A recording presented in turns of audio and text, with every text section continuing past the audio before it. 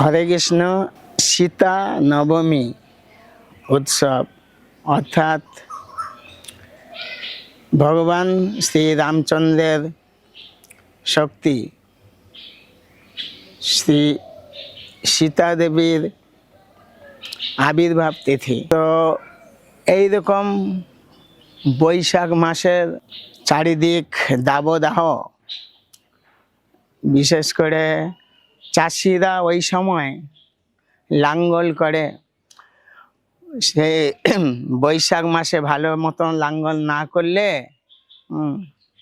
তো যে ধান রোপণ করা, চাষ করা খুবই কষ্টকর হয়ে যাবে বর্ষাকালে।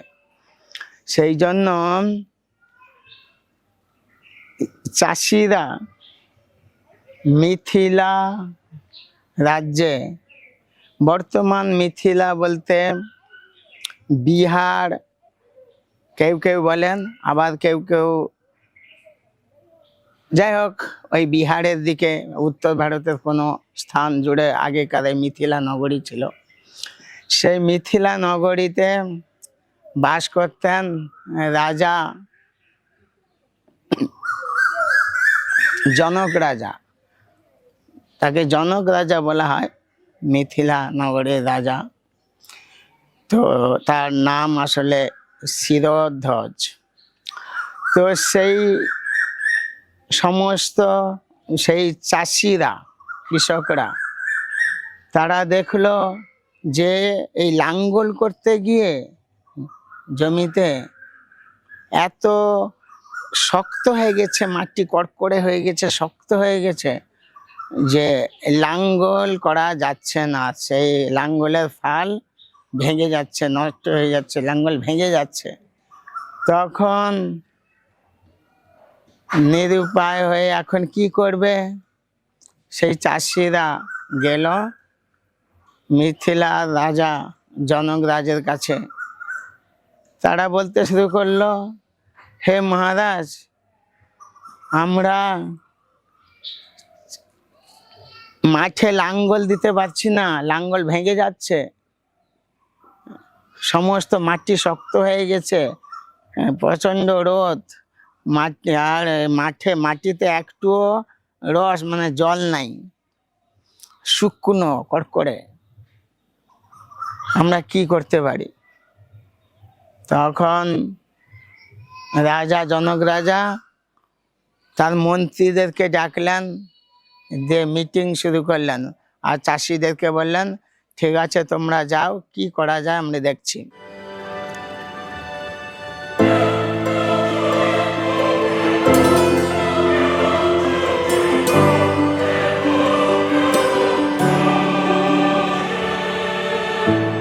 দেখছি তো মন্ত্রীদের তিনি আহ্বান করলেন যে দেশে বৃষ্টি হয় না, লোকে চাষাবাদ করতে পারবে না, এটা কার পাপে, কিসে? সবাই তো বলে রাজার পাপে রাজ্য নষ্ট হয়, বন্যা, খরা, রোগ ব্যাধি থেকে শুরু করে বেনিয়ম যা কিছু দেখা যাবে, তার জন্য রাজ্যের যে পরিচালক রাজাকে দোষী সাব্যস্ত করা হতো আগেকার সময়ে। তখন জনক রাজা বললেন যে আমি কি দোষ করেছি যার জন্য এত রোদ, বৃষ্টির নামগন্ধ নাই, আর চাষিরা চাষ করতে পারছে না, লাঙ্গল চালাতে পারছে না। তো তার যে মন্ত্রীরা ছিলেন, মন্ত্রী তাদেরকে বলা হয় যারা অত্যন্ত জ্ঞানী গুণী তত্ত্ববিদ ব্যক্তিত্ব, যারা অতীত বর্তমান ভবিষ্যৎ অনেক কিছু বলে দিতে পারে, এবং যারা মন্ত্রণা দেন রাজাকে যে কিভাবে সুন্দরভাবে রাজ্য পরিচালনা করা যাবে, সবাই সুখী হবে। তো তাদেরকেই মন্ত্রী বলা হতো। সে মুনি ঋষি তুল্য সে মন্ত্রীরা। তাদের মধ্যে একজন বললেন, মহারাজ আপনি হচ্ছেন ধর্মপ্রাণ ব্যক্তি, আপনার কোনো দোষ নেই, আপনার কোনো মানে অধর্ম আচরণ আপনি কখনো করেননি, আমরা সেটা সর্বান্তকরণে আমরা জানি। তখন জনক রাজা বললেন, আমার যদি কোনো দোষ না থাকে, তাহলে দেশের যেই দুরবস্থা, তাহলে কি কোনো প্রজারা কোনো কিছু দোষ করেছে? তার মধ্যে আর একজন মন্ত্রী বললেন, যে দেশে রাজা অত্যন্ত ধর্মনিষ্ঠা পরায়ণ, সেই দেশের প্রজারা কি করে ধর্মবিরোধী আচরণ করতে পারে? না, তাহলে এই ঘটনাটা ঘটলো কি করে? যদি প্রজাদের কোনো দোষ দেখা যাচ্ছে না, রাজার কোনো দোষ নেই, তাহলে এইরকম দুরবস্থা হচ্ছে কি করে? তখন তাদের মধ্যে যিনি ছিলেন বয়োবৃদ্ধ এবং জ্ঞানবৃদ্ধ ব্যক্তিত্ব এক মন্ত্রী, তিনি বললেন, মহারাজ, হয়তো বাইরের কোনো দোষের প্রভাবে আমাদের রাজ্যে এরকম দুর্দশা দেখা যাচ্ছে, তাই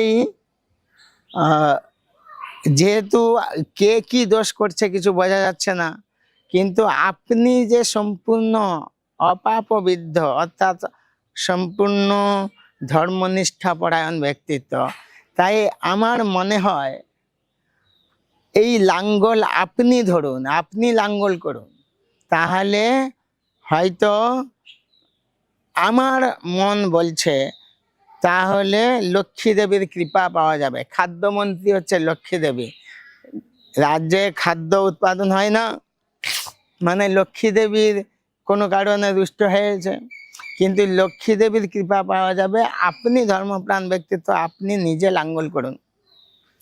তখন জনক রাজা লাঙ্গল করতে গিয়েছিলেন।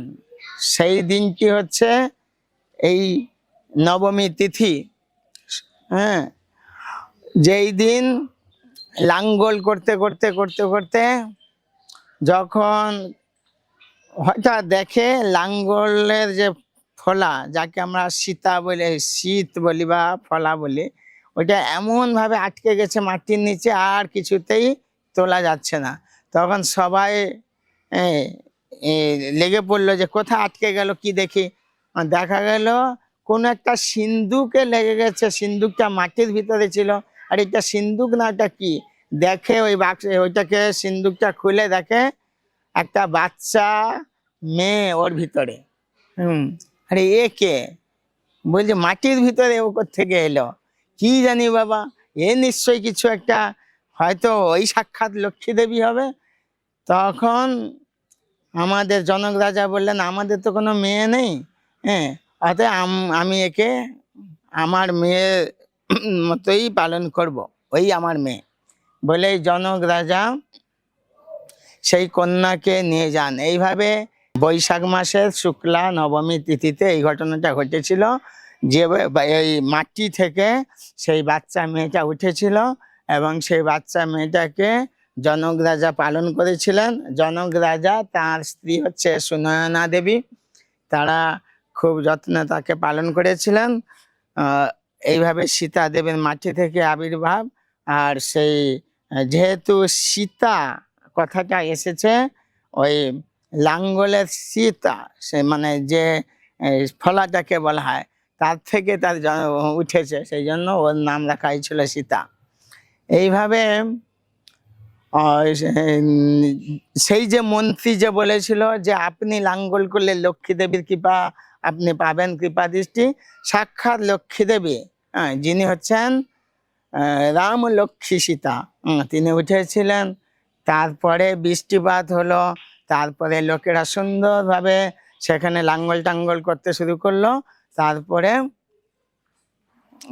সুন্দর ফসল উৎপাদন হলো মিথিলা নগরীতে সীতা দেবীর আগমনের ফলে।